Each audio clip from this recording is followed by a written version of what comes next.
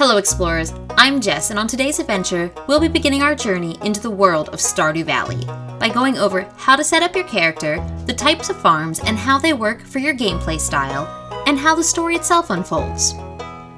When you first turn on the game, you'll see three choices. The load screen is where you're going to go to find all the game files that you have created in Stardew Valley. Once we create this new farm, you will go to the load screen to find the farm for the rest of your gameplay. The co-op screen is where you'll go to create and load into different multiplayer farms that you may have with other friends.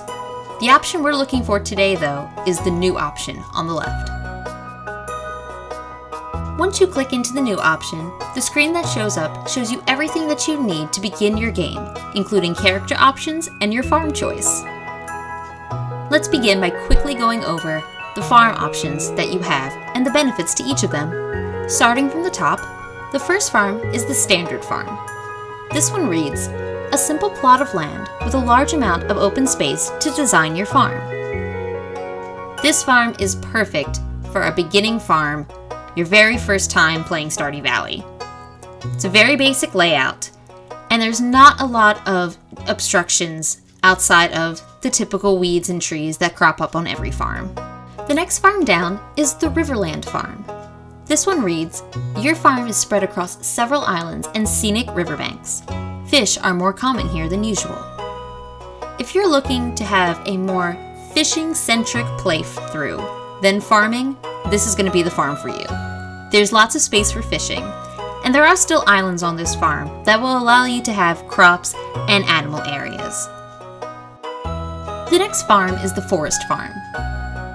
This says, the woods limit your farming space. However, the bounty of the forest is nearly at your doorstep. There are wooded areas throughout this farm, which does cause less space for farming, but it's a great plot if you're interested in really getting your foraging skills up quickly, chopping trees, and having access to the hardwood stumps earlier in the game than you normally would. The next farm is the Hilltop Farm, which reads, rocky terrain and a winding river make it difficult to design your farm. However, a mineral deposit provides mining opportunities. This is another farm that has a little less space, similar to the Riverland farm. But in the bottom of the farm, there's an entire area for mining, where you can get much needed ores quickly, as opposed to having to wait to go into the mines or to set up the quarry. There is a river that goes through this farm as well. Keep in mind, the ores that do show up in that mining area are equivalent to your mining level, so don't expect to find gold or iridium in your first few days of gameplay. The next farm is the Wilderness Farm. This says, there's plenty of good land here, but beware. At night, the monsters come out. And they're not kidding. The farm layout itself is a great space, and it has a couple decent bodies of water as well, but in the evening, monsters will spawn, and they will kill you, whether you have a weapon or not. So beware and keep you and your farm safe. This farm layout is great for those who are really into the combat of this game, or are looking for an extra challenge. The final farm, and newest one to the game, is the Four Corners Farm. This says, the land is divided into 4 parcels, each with its own perk, perfect for a group. This farm was designed as a specifically multiplayer farm, but it is an excellent farm layout for those who really want to have everything compartmentalized. Not only does it have a section for everything that you need, but it also has little bits of all the bonuses of the other farms that we've mentioned, including a small wooded area, large body of water, and a small mining area in the corner. Once you have picked out which farm you would like to play the game with, it's time for you to start designing your character.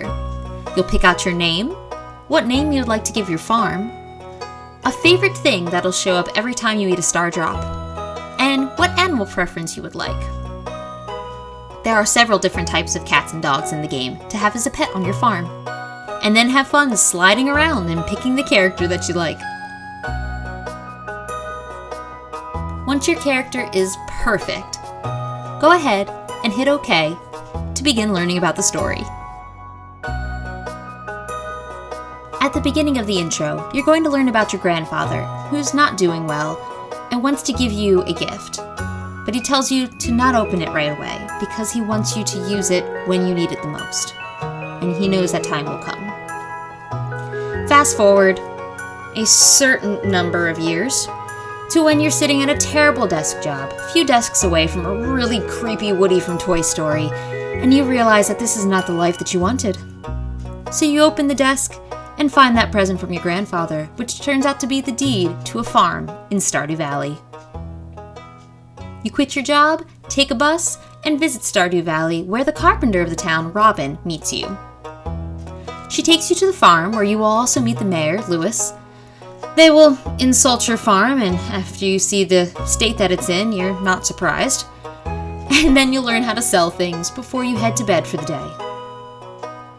At this point, the cutscene is over, fades to black, and when the screen fades up, your first day in Stardew Valley begins. Keep in mind that until you finish that intro, you have not hit a save point yet. Stardew Valley only has save points when you sleep in the evenings. There's no way to save during the day.